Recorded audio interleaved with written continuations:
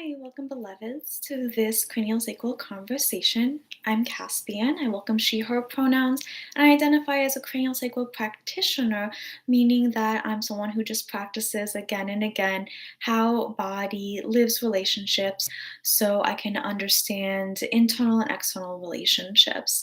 Um, I titled this week's video Libet and Free Will. Libet is Benjamin Libet, who did a lot of research or published in the 1980s about the moments, what happens in the brain the moments before someone even decides to do a movement. Um, and that will be what I walk through, and then I'm gonna actually read a lot of this one research paper going through the article just because it has a lot of great language. Since what is considered voluntary and involuntary movement has a lot of details to it, because any movement or even brain activity is not just one area or one pathway.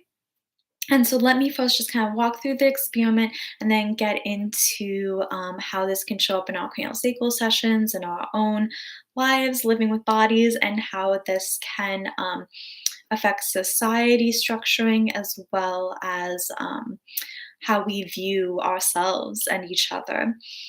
So the experiments in the 1980s, there were a few of them, but the main structure of the experiment is that people would be asked to make a finger or wrist movement, and then they were being measured. And I can go through the specific ways that they were having brain activity measured to see when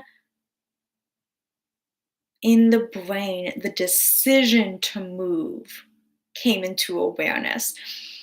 So, a big part of the subjectivity of the experiment is that the people in the experiment would be asked to move a finger or wrist, but they also had to say when they felt like they chose to make that decision or when they became aware of making that decision. Because Lippitt said, do this behavior whenever you feel like it.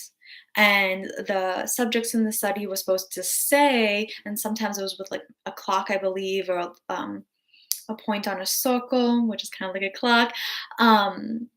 Go read the articles. I'll tell you the titles so you can get those details in the experiment. But I want to talk about what has been shown through this experiment of free will, right? Because people are trying to show and determine, are we the mind or we the brain deciding when to do any activity, any movements. I suppose, speaking, these are movements too. And so this all falls under the umbrella of research being done around free will.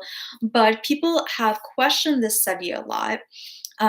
Because the study had shown that there was brain activity before people were even aware they were deciding to move. And so the research can sort of illuminate that there's not free will because it's all voluntary brain activities. And then we can talk about like what primes brain activities, which I've talked about sometimes in these kind of like sacral videos. But other researchers are saying we can't come to that hard and fast conclusion that there's no free will because these terms are all too complex. What is free will? What is voluntary movement? As well as these experiments have subjectivity in them, right? Of like, people being asked to recall when they thought of making the decision. Recall memory has biases or is fallible, it's inaccurate. And so some people are saying that being asked to recall, or just even the act of trying to be aware of a point in time, be it like looking at a clock or something, is shifting awareness from just the sole activity of whenever I want to just move my finger, I will. And I'm just trying to be aware, when is the moment I decided to do that, and having to then also like um track whatever was helping track time is is not isolating the moment, right, of just the moment of when did I make that decision. So people are saying that the research is an experiment, and experiments don't always replicate actual life lived outside of labs and being hooked up to monitors and everything, as well as when does subjectivity come into all of it, especially with time and reflection. So that is the experiment, and with cranial sacral, it can help practitioners see themselves and the people they see on the massage table differently. And as society, it can help us think about doing away with punishment based cultures if someone's behaviors are not just their own, but it's because of environmental factors, priming. How much can we say someone's decision is solely their own, but is also their anatomy? And so thinking about like adverse childhood experiences and all the research being done about like our behavior, our experience of life is really body based. And what can that mean for society? Like I said, doing away with punishment based, that it's an individual who committed a crime, and really holding all of society accountable for what society does to people's bodies. And so just the larger implications, there was a really good talk on this on the podcast Origins, the Origin podcast, talking about this. So let me read a little bit more of the article and a little bit more of the original article as well. So the original article, at least one of them, is Libet, Libet, time of conscious intention to act in relation to onset of cerebral activity, readiness potential, the unconscious initiation of freely voluntary act. That was published in Brain, 1983. 106, pages 623 to 642. It's just one of the articles. And remember, anytime I say a name, especially when it's like a researcher, but anytime one person's name is mentioned, please see all the relationships that is that person, colleagues, peers, helpers, both professionally and personally, the people that help this person function, have clothing, have food, have stability of all kinds. So one person's name gets talked about, remembered, associated with something, but let's stretch that every person is all of their relationships too. So this person's all the books they have read, the place and time and place, location, land that has shaped that person, all contribute to this research as well. And that's true for this next author who was discussing these papers that I really enjoyed. And so the rest of this video is just going more and more into detail about these experiments and what can be gleaned from them, as well as what can't be concluded from them, remembering the difference between causation and correlation. Some aspects of life might have a relationship, a correlation, but that doesn't mean they cause each other. And the difference between voluntary and involuntary movements, they're not always completely one or the other. There's maybe involuntary, unconscious elements to conscious activities and voluntary activities, and vice versa. So this article goes into really great conversations about that. So I will be reading a little bit of it. The Libet experiment and its implications for conscious will. Dr. Peter Clarke, spelled Clarke, considers whether the experiments of Benjamin Libet, Libet, call into question the reality of human will. And so let's skip down to some of this. The neuropsychological experiments of Benjamin Libet and his collaborators in the 1980s have been interpreted by the authors and many others as showing that our brains initiate conscious, voluntary movement, as well as the will to move before we are consciously aware of the will to move. I shall refer to this claim as the Libet claim.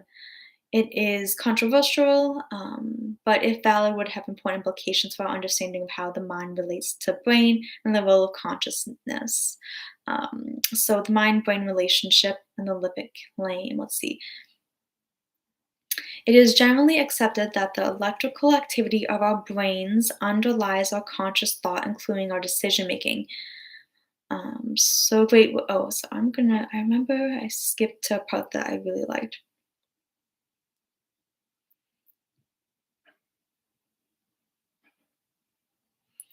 So let's just go to first the physiology of voluntary movement, because I think that's really important. Like I said, when as a craniosacral practitioner, understanding with most dualities, it's a continuum, it's relationships, it's not just voluntary and involuntary movement. So the neurophysiology of voluntary movement. Is important to be clear about what is and is not being claimed when a movement is called voluntary, even though these movements involve, by definition, an act of conscious will. That is not to say that every aspect of the movement is conscious or willed. For example, the movements of a tennis player as she serves are voluntary, but her control involves many automatic subroutes in the cerebellum and elsewhere. Furthermore, to claim that conscious acts of will initiate voluntary movement is not to deny that the acts of will arise out of brain processes that are largely unconscious. What is the nature of the I or self that willed the movement and performed it? The use of such terms does not imply dualism. The neural circuits involved in voluntary motor control are exceedingly complicated, and I here give only some simplified information that is necessary for understanding the Libet experiment. Voluntary movements are controlled primarily by the motor cortex in the back of the frontal lobes. So, frontal lobes, but in the back of them, but in coordination with many other motor centers, including the basal ganglia and the cerebellum. Motor commands are sent from the primary motor cortex and to some extent from the other areas to motor neurons in the brainstem and spinal cord, which in turn control the muscles. The initiation and programming of movements depend on activity in many areas, including the supplementary motor area and several areas in the parietal cortex, parietal side of the head, both sides though. Um, these areas feed directly or indirectly into the premotor cortex and motor cortex. Electrical stimulation of the motor areas produces movements, but not the will to move. In contrast, electrical stimulation of the parietal lobes elicits the will to move, but not cause a movement. So, talking about different brain areas, frontal lobes, but the back of the frontal lobes can have that movement, but the parietal lobes can, electrical activity in the parietal lobes can be about the will to move. So those are different, though. That's what the experiment's looking at, the movement and the will to move, the decision to move before the actual movement happens. And then goes on to say,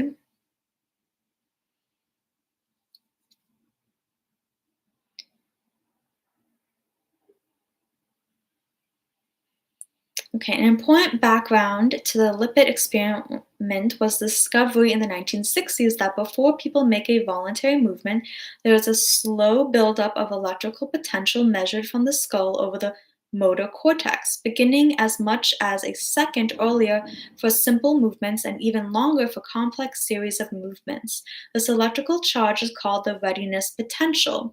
So remember I've talked about like action potential, the shifting of sodium and potassium. And this is all happening on the neuron level between synapses, neurons, dendrites, axons, those messengers. And this is the readiness potential. So it's an electrical charge.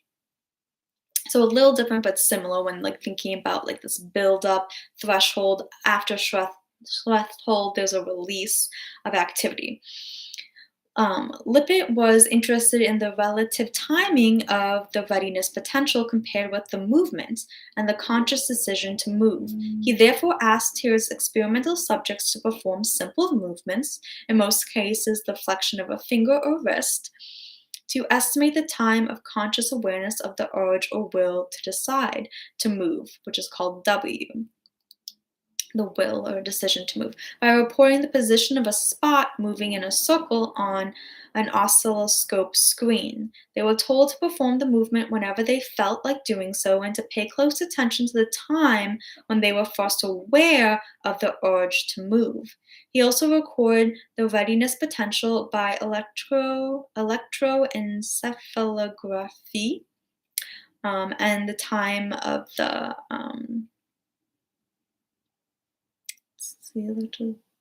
and the time of the movement itself was estimated from the electromyogram, measurement of the electrical impulse in a muscle. Okay, so we're getting some of those details, right, of how what people were set up to, and the measurement of electrical impulses in muscles for the time of the movement, but the record the readiness potential was electroencephalography.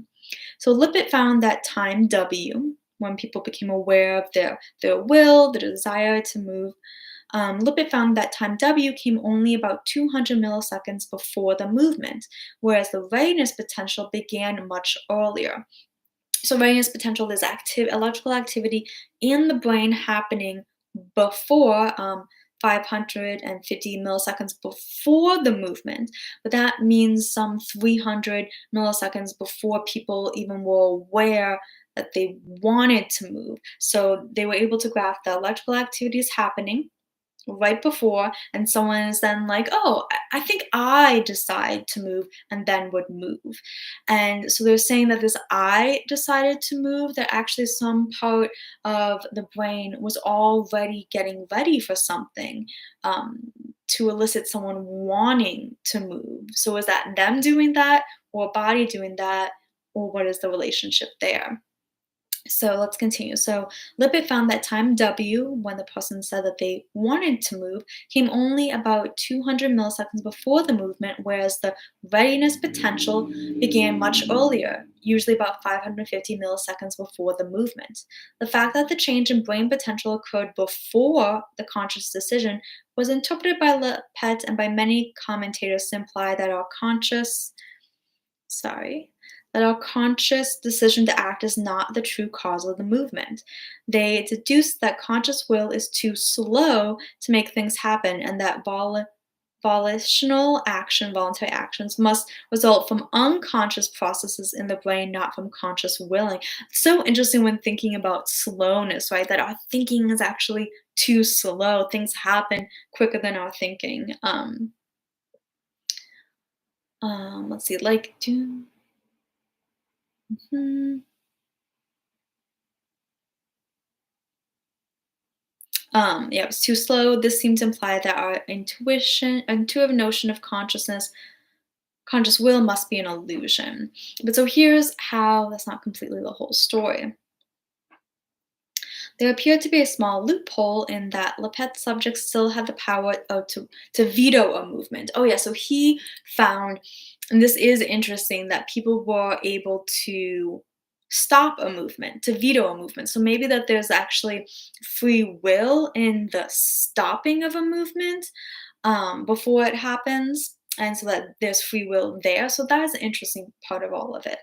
There appeared to be a small loophole in the Libet's subjects still had the power to veto a movement in the 200 milliseconds between time W, the decision to want to do it, and the movement.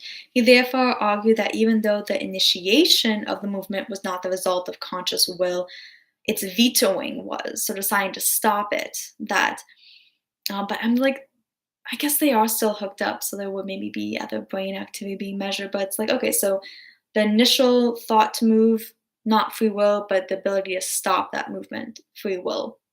And again, there's still subjectivity to all of this, and still much that can be concluded and interpreted from lots of, I always say, let's hold multiple stories, many meaning making. And so the author goes into this more. This argument has not attracted great interest, but was supported by eminent free will philosopher Robert Cain. The Libet experiment provoked considerable interest and intense controversy and stimulated further experimentation. So single neuron recordings during the lipid experiment. Let's see what this says.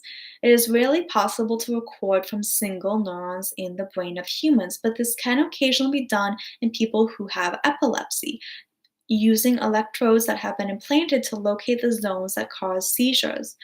Thus, remarkably, Itzhak Fried, Itzhak, last name Fried, Fried, and his collaborators managed to record from more than 1,000 neurons in the medial frontal cortex of people with epilepsy, especially in the supplementary motor area, which generates most of the early part of the readiness potential, as they performed the lipid experiment.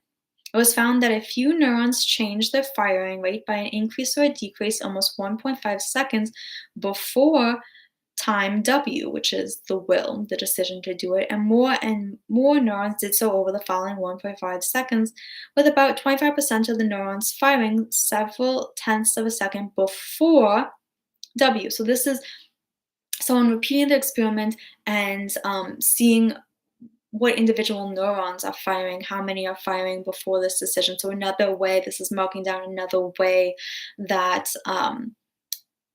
measurements are happening.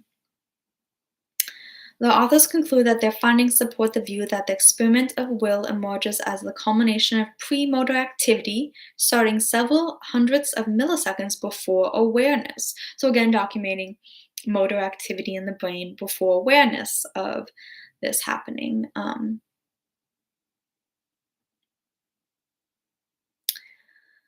So, in a lipid-like experimental paradigm, and included in the summary, it claimed that a decision can be encoded in brain activity of prefrontal and parietal cortex almost 10 seconds before it enters awareness. After all the subtle debate about a few hundredths of a millisecond, 10 seconds was an enormous amount of time, and the wording of the abstract gave the impression that the temporal activity of the neural decision with respect to the subject of one was finally established. I assume that some journalists and bloggers only had access to the abstract available free on the web and not the full paper because the main text made only the much weaker claim that the activity of prefrontal and parietal cortex was correlated with the decision to use the left or right hand with 60% predication accuracy up to 10 seconds before the conscious decision. This is very different. To reflect a neural decision, the correlation would need to be 100%, not 60%. The paper provided valuable information about brain activity leading ultimately to a decision, but did nothing to rescue the lipid experiment debate. So this is just talking about remembering the difference between causation, correlation, and reading more than just the abstract to get to the results sections, the methods sections, to see if the percentages are enough to be statistically significant. And so this is talking through how like more and more people have repeated this lipid experiment and they're getting different timings, they may be using different measurements, and that the debate is still continuing. Like I said, there's different measurements that could be used with technology, as well as different measurements of that subjective part of like asking someone, when did they decide to move? When do they have awareness of their decision to want to move? So there's a lot of that still being debated, and a lot of research that you could look into about free will, or now I like to give people key terms, key words to open up research. So Libet, Libet in the 1980s. But it does make us think about in craniosacral sessions too of all the different moments for decision making, right? I just keep thinking about that vetoing, getting to veto the movement, stop the movement, inhibit the movement, prevent the movement, and reminding people when co-creating a session that they always have the decision, the option to have something change and have something stop, to have something begin and have something end, and that every moment there is an option for a pause, a stop, a veto of what's happening. both in themselves and what the practitioner is doing. And so holding that underneath our fingertips and in our awareness as practitioners is important. And then, like I said, society at large, doing away with punishment based behavior shaping, because no single person is responsible for their actions in isolation. It is their whole body and the environments that shape their whole body, the policies that shape the environments that shape their whole body. And so I hope this video helped illuminate that there is difference between voluntary and involuntary movements, but that a voluntary or involuntary movement is not completely entirely composed of just one or the other, but can be a combination of them.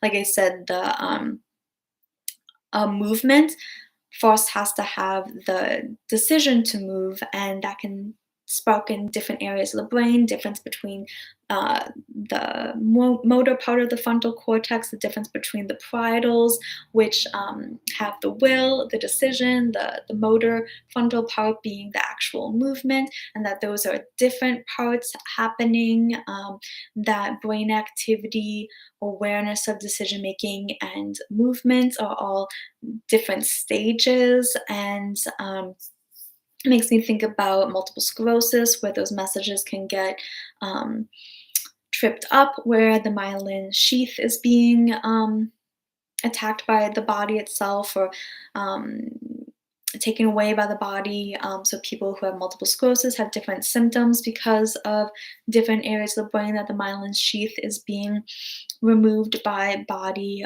since it's an autoimmune disease, and there's confusion what is and isn't a threat, or what is and isn't self. And I do really try to talk about immune responses not in these battle terms, because it could be something else.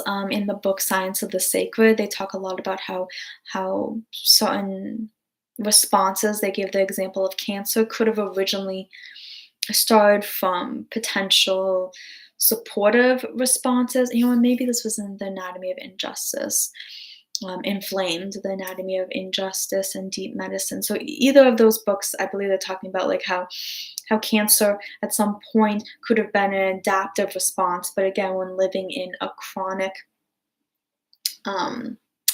chronic stress culture, what starts off as a response for the immediate, for the now, can just really cascade into being too much, being not the needed response. So having this in our awareness as well, when thinking about the ways that this knowledge, these relationships might manifest in what's considered diseases or disabilities, which again has a social, environmental, political framing around it. What's considered a disability is also because of what society makes easy or non-easy for people. So those are ways you can tie this into your craniosacral practice, your craniosacral knowledge, when meeting each other, when seeing each other, and just when living with yourself in all the relationships that you are. So when I say all the relationships that a single person is, this video might also illuminate some of that, right? Of the electrical activity before awareness of wanting to make a movement, and then making the movement, are all different sides of ourselves. Those are all different relationships that can be touched in with. I always encourage everyone to do their own research, be that dreaming with a concept, having awareness of you going through life with a concept, noticing what flavors, colors, conversations are coming up, asking other people what they observe as well about the bodies that they live with. So conversation can be research, reading books, dancing, creating art. This is all research, as well as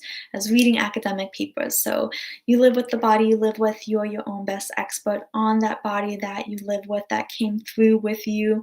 And I just hopefully provide some key terms to do more research on whatever interests you, whatever you want to go further with or leave behind.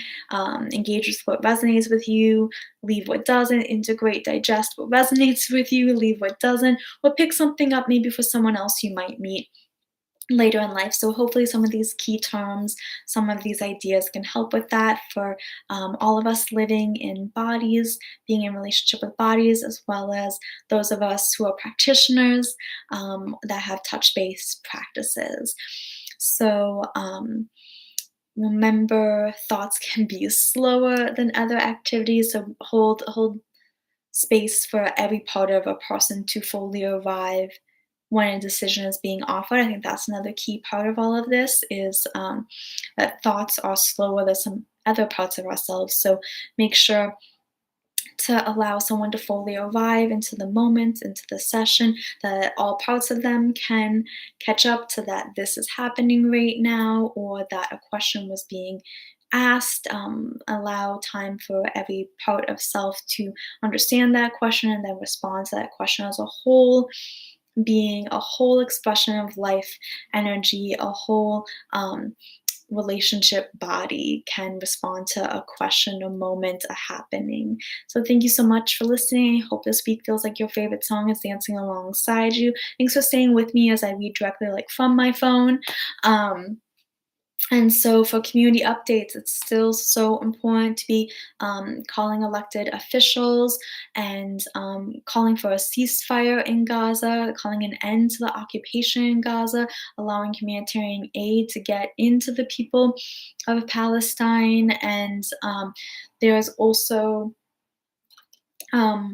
the phone and email and all these things to reach our elected officials, but there's also something called Resist Bot that you can just type out your message and they'll send to whoever you want. It just makes being engaged a little bit easier. So I think I have somewhere where I screenshot Resist Bot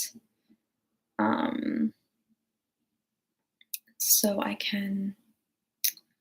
Or would you go Resist Spot? Because I can tell you, you text resist, RESIST, resist to, I think it's 50409. So then you can sign up for Resist Bot. So just text resist to 50409 to have Resist Bot help get your voice to elected officials. There also, remember, is that anthology When We Became Ourselves event tonight. So look up that young adoptee anthology that's coming out, When We Become Ourselves. There'll be lots of events around that, and that's happening tonight. Be aware of different time zones for that. I believe it's 7 p.m., but that might be Eastern time. So let me see if I can pull it back up and get it accurately for you. For those who want to join, let's see, search through pictures, search.